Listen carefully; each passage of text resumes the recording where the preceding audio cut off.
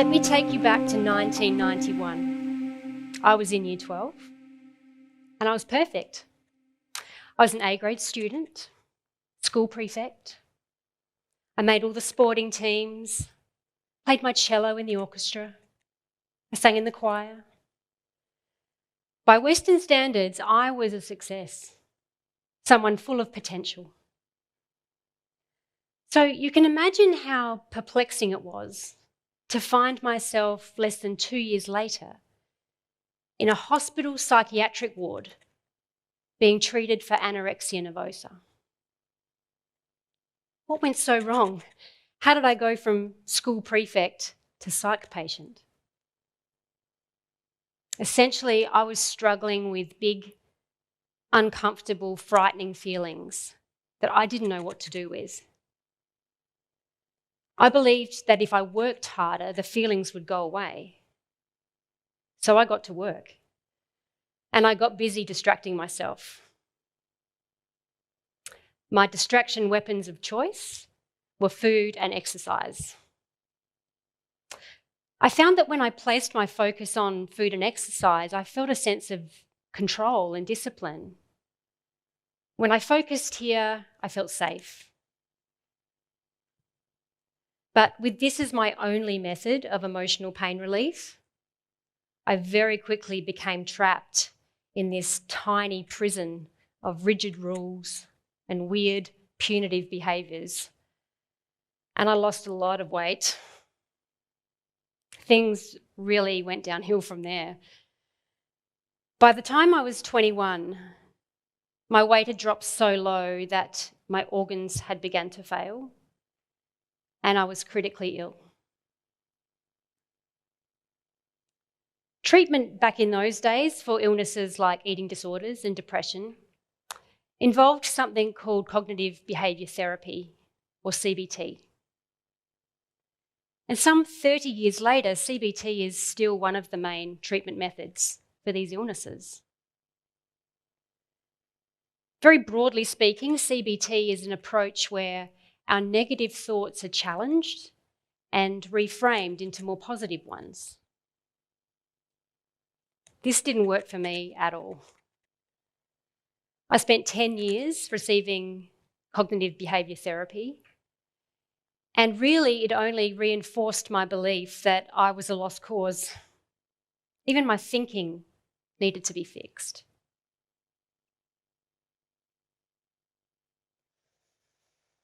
I was hospitalised many times for the eating disorder, and after each admission I'd leave feeling hopeless. I hadn't learned any new skills in how to feel my feelings. I hadn't built any emotional literacy. My emotional pain had not been healed. And so I spent 10 years on this sort of clinical carousel in and out of treatment.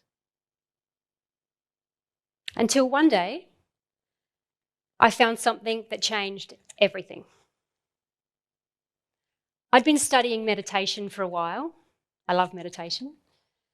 And I was doing a session one-on-one with a teacher. In the session, I was telling her that I felt sad. And I went into great detail about why and who was to blame. And then she asked me a question. She asked me where I felt the sadness in my body. I thought, what the hell is she talking about? Where am I supposed to feel it? In my head? No one had ever asked me that question before, and I wanted to get the answer right. I panicked. What she introduced me to that day was somatic mindfulness, or more specifically, a set of mindfulness tools called the Killerby Inquiries. And we've all heard the word mindfulness. It's nothing new. It's been around for thousands of years. Its origins can be traced back to a number of ancient traditions, including Buddhism. A basic definition of mindfulness is to bring our attention to what's happening in the present moment without judgment. But somatic mindfulness goes further, deeper. Somatic means in the body or of the body. And so in this practice, we use mindfulness as the foundation where we become aware of the present moment. And then we're invited to notice not only our thoughts, but also the physical sensations that are here. For me, on this day, with the session with the teacher, the sadness was a tightness in my throat. I said to her, yeah, it's here, it's a tightness. It's right here, it's really uncomfortable, I want to get rid of it. But she asked me simply to notice it, to become curious about it. She invited me to move towards it, to make space for it. Now, if you'd asked me to make space for an emotion in my body 3 years ago, I would have thought you were crazy. So let me explain. Think of your feelings like toddlers. They're good at letting us know when they need some attention. Maybe they'll tug on your clothing. Mum, mum, mum, mum, mum, mum. But we're busy, so we throw them a biscuit and say, shh, be quiet. But unsoothed, the toddler comes back, and now they're agitated. They're screaming, they've flung themselves onto the ground, their arms and legs are flapping around, and now they're making a huge scene. We're flustered and we're uncomfortable. So we give them the iPad and a piece of chocolate, and it works. The toddler goes quiet, they're distracted.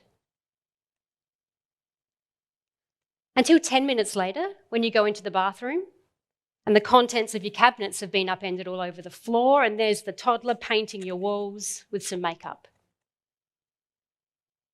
Now they have your attention. And now there's a mess to fix. So what did that toddler need? They needed us to acknowledge them. They needed to be seen and heard. They needed us to be present, attentive and compassionate, not ignored or dismissed. Our feelings, just like toddlers, can be annoying and persistent.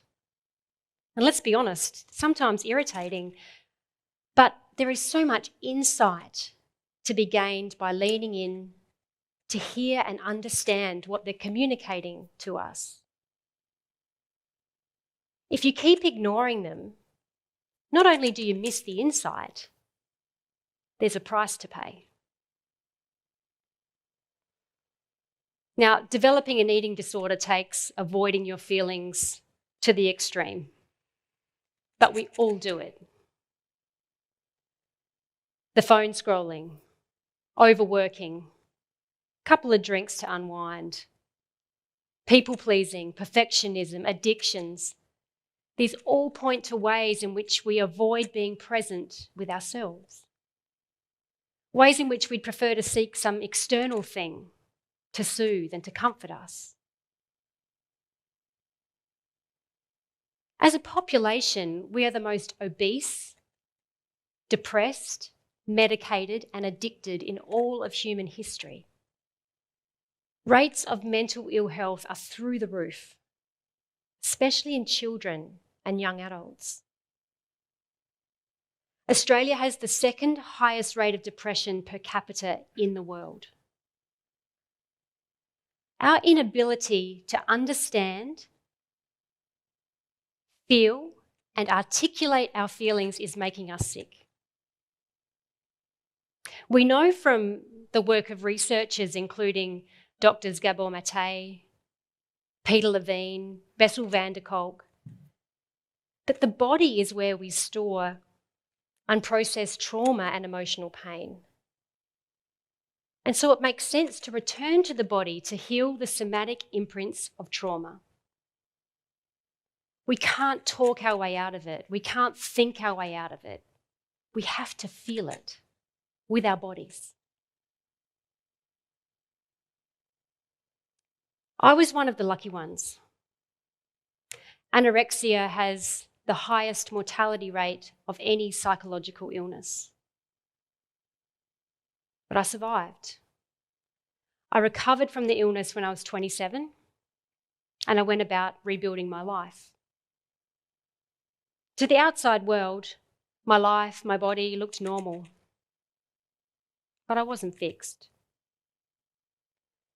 I suffered recurring depression for another 18 years. And it was only when I found the tools of somatic mindfulness that I could finally make friends with those big, uncomfortable, frightening feelings that I had spent decades trying to avoid.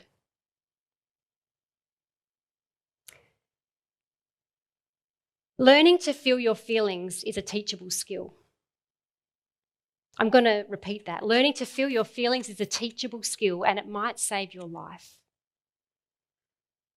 Mindfulness is a way to come back to the present moment, but somatic mindfulness will help you feel safe with the thoughts, feelings, and emotions that you find when you get there. So you can be okay with whatever shows up.